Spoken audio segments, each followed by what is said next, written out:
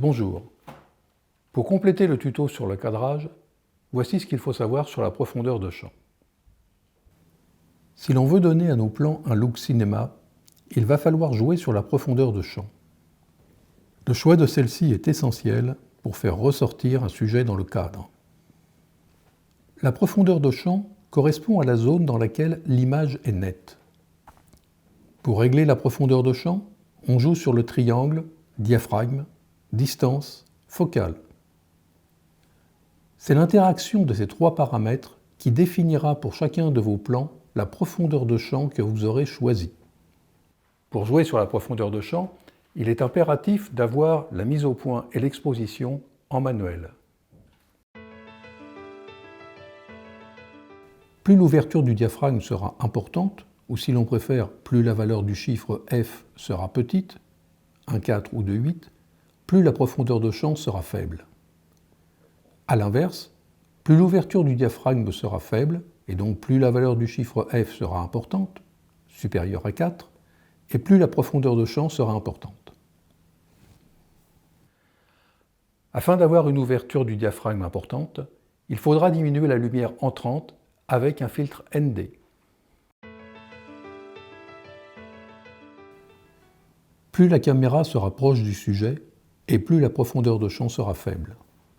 Si la caméra est éloignée du sujet, la distance de mise au point est élevée et la profondeur de champ est importante.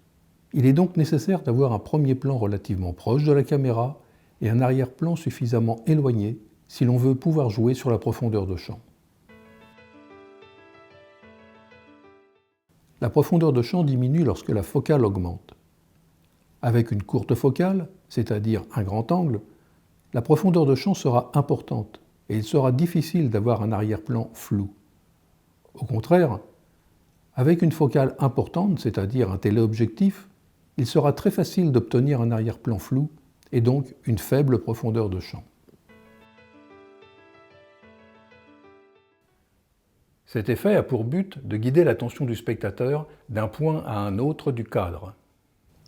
On règle le point de netteté sur un sujet, puis au cours du plan, on fait varier le point de netteté sur un autre sujet, qui devient donc net alors que le premier sujet devient flou. C'est ce que l'on nomme la bascule de point, ou rack focus en anglais. Lors d'une bascule de point, le placement des sujets est essentiel et il faut notamment respecter la règle des tiers. Cela peut être très utile lors d'un dialogue entre deux personnages pour renforcer l'attention sur l'un d'entre eux sans changer de plan. Pour ce faire, il faudra que les personnages soient suffisamment éloignés l'un de l'autre. On peut aussi faire varier la netteté d'un personnage vers un objet, afin de montrer l'importance que prend l'objet.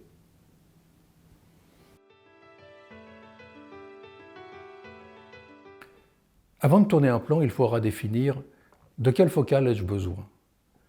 À quelle distance vais-je positionner ma caméra par rapport au sujet et à l'arrière-plan? De quelle ouverture ai-je besoin par rapport à la profondeur de champ choisie? Par ailleurs, l'histoire nécessite-t-elle une bascule de point? Se poser toutes ces questions lors de la préparation, c'est gagner un temps précieux lors du tournage.